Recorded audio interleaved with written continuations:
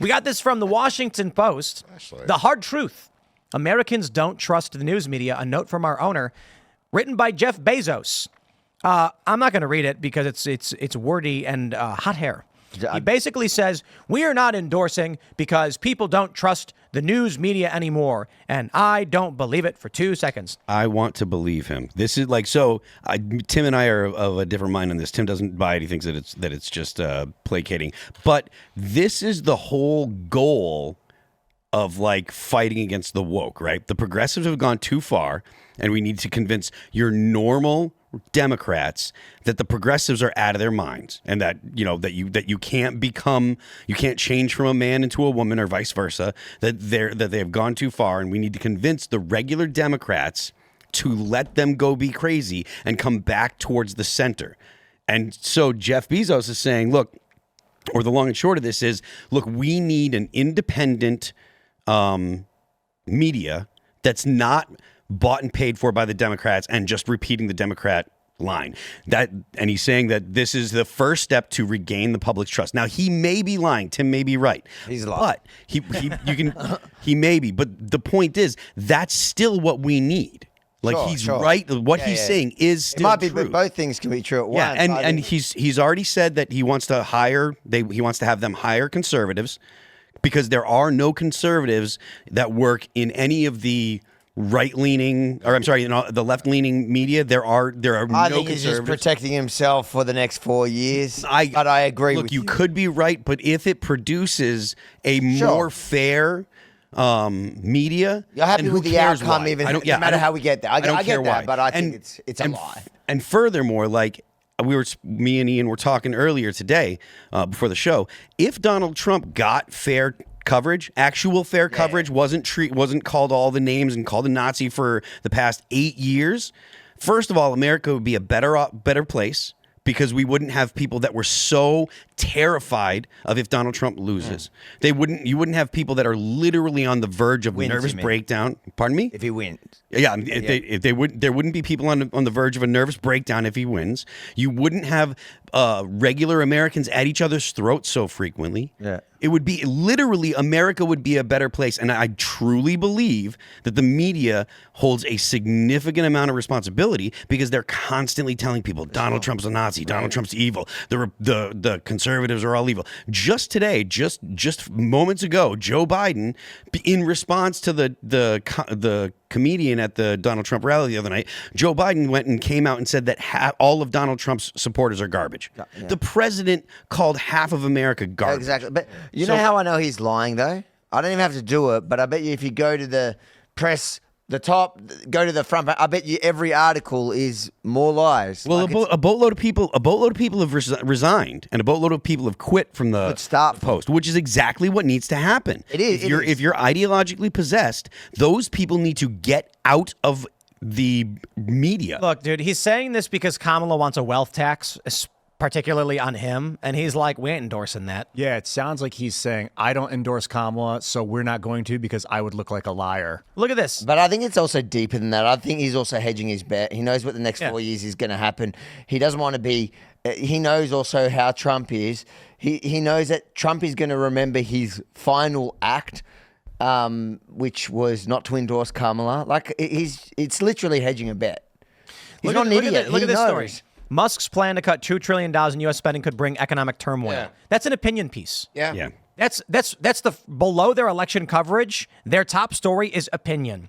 In a race they cast as good versus evil, Christian hardliners are fired up for Trump. Also, not news. No, that's what I'm saying. That's why the rest of his actual opinion is a lie. Who is they? You know, the Washington Post deriding Jews here. I'm offended. Yeah. You say, what are they doing, huh? What's going on, Washington Post? Who is they, though? They is them. They is them? They is them. Yeah. They is them. They is you. Their catchphrase is democracy dies in darkness. So maybe Jeff Bezos had this wake-up moment, and he's like, look, the Democratic Party is rife with hypocrisy. They just staged a coup. There's nothing democratic about the Democratic Party. Maybe I'm having a wake-up call, and I can't endorse this person. Maybe it has nothing to do with money. Nah, Trump met with apparently. I don't know if Trump did, but wasn't there a meeting like Trump and Blue Origin? It was literally the day that they ran or that he said they weren't going to endorse. Right. And he addresses that in the does he really? Where on their site will Kamala's cooking show be? He specifically says that he understands that he's not in a good position to be doing this, that there are going to be people that are very critical because of his dealing with because he's got a bunch of contracts with the government between Amazon and other companies that he owns, Blue Origin and stuff. He says I didn't know about the meeting beforehand. Yeah. So like I said, he may be lying, but it's still what has to happen in the United States if we're going to He's a stop smart liar, at each other's throats all the time. Sure, a fair press would be something that would turn this country around, and I think it's possible and achievable. I don't think How it's much was the Washington Post sold for? $200 million. I couldn't tell you, to be honest with you, how much did. Let me see. How much Bezos paid for it? Yeah. Can we buy it off him? You think it's going for rock bottom prices now? Well, 200,000 subscribers just dumped it. Yeah. So they're going to be probably in a shortfall. It's worth making an offer. Well, the problem is Imagine you Elon can't bought save it. it, right? The reason why you can't actually buy it is you'd have to be Elon Musk. Yeah. You'd have to have the cash because reasonably, if you went to investors and said, and Elon did this with X, hey, we're going to need to raise $200 million. We want to buy this company out. Here's how much, we do this big deal. The company goes out of business because the Washington Post is literally $250 million. Yeah, it's $250 million. The Washington Post is just an activist Democrat blog. Yeah. If it was bought by anybody who wanted to reform it and make it legitimate, it would go out of business. You'd have to turn it into a social what's the media point network. of making a newspaper happen again? I mean, magazines were popular for a while. It's done. And they were like rich kid hobbies. Yeah. It was like, hey, let's start get, Vice. What was the name of that chick that was going after libs of TikTok forever? Taylor Lorenz. Yeah. So She's out. yeah. When did she got fired recently? I don't know if she got fired. Oh, she just left. The report that she's not there anymore. She left early. Substack. Yeah, we get more ratings than CNN in the key demo, but they get the 65 plus crowd. So this country is going to look very strange in 10 years. Mm-hmm. When I think the average age for MSNBC and CNN is around 67 years old, or it might be higher than that. It might be like 70. Ugh. And I think Fox might be 67. In 10 or so years, most of these people are going to be gone.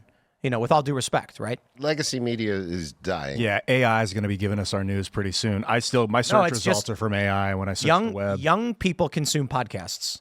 Yeah. Older people watch cable news. Cable news goes out, podcasts take over, and this is going to dramatically alter the landscape right now. So for our ratings, if you look at like our episode from yesterday, let me see if I can just actually, you know what? Let me do this because my morning show is arguably bigger than IRL. So I've got a clip from Saturday with 700. Let me grab the number. So Sunday morning is 400,000. 697,000 views Saturday morning on a 23-minute show. And that's key demo. That is 18 to 54 in total, with the bulk being around 33 years old. That is bigger than, that is triple, or that's probably septuple CNN. CNN's getting like 80,000 in the key demo. They're done. MSNBC is comparable, 100,000 maybe. I mean, Dave Smith said this, and he's like, they lied to us for years. So what do you expect people to do when you're being lied to by legacy media and they're buying the lies that they're selling you? You're going to go somewhere else for your news. And you can also interact with bloggers. Like, people can comment literally on your video, and if you pull up the video, you can read their comment in real time, and you're the guy. We do that right now. We do super chats here on the show. Imagine these cable TV shows don't have that. They tried implementing it with Twitter when Twitter came out. Like, hey, we'll grab tweets from users. I think they just owned the market. There was no opportunity for anyone else, because I don't even believe it's only that people are sick of the media lying to them, because I think a lot of people are happy to go online and be lied to by somebody else. So many people are happy to do that. I just think it's available now. It's just we live in a different time. The mainstream media hates it because there are so many more platforms that people can consume. Well, news so there's this story that the New York Times, everyone's talking about. I don't know what they're going to write, but they said basically they're laundering Media Matters, which is a weird conspiracy theory website. And I was asked by Piers Morgan about it. And I said, one of my favorite things to cite is that Politico simultaneously they have two stories running right now as fact. One says that Ukraine interfered in the 2016 election to assist Hillary Clinton. The other story says the claim that Ukraine interfered in the election to help Hillary Clinton is Russian disinformation. How could they be running both of those stories at the exact same time? They've not corrected or retracted either of those stories. So Politico is worth zero. Politico's reporting is zero. There is no credibility in an organization that runs two stories contradicting itself. Well, they all do it. It's just fair and balanced. They give you both sides of the conspiracy. And these are not opinion pieces. These are two fact-based political stories from Politico.com simultaneously calling each other fake news. It's like these organizations are attempting to become platforms or function as a pseudo platform. Like on YouTube, you're going to see a video where it says it's fake. It's not fake. Two different creators, but the neutral platform is allowing the creators. So these media organizations are struggling to keep up, like the horse and buggy with the automobile industry of the early 1900s. And they're just failing. They're failing because the function of the industry is it's obsolete. The one-way media reading text crap is done. People want fast-paced vertical video. They want to hear it from your mouth. They want to sense your tone and they want to know the guy that's telling them. Here's what's crazy to me is that we've seen the censorship across the board on YouTube and all these platforms, and it's not worked. It's not stopped the independent media from rising up and challenging these corporate narratives. The corporate press, no matter what, is just dying. And I think it's because people are seeking these things out. So we get people messaging us all the time that they've been unsubscribed from Timcast IRL. They're like, I watch every single night and I keep getting unsubscribed. And it's like, yeah, well, people choose to watch this show. And no matter what roadblocks get put in the way, people say, well, I'll figure it out. I'll find it. Smash that like button. Subscribe to the show. Download the Timcast app on your TVs. And you can watch on your TV. That's awesome. Yeah. Where do they get that? Google Play Store? Their App Store on their TV. That's right. What's it called? Timcast.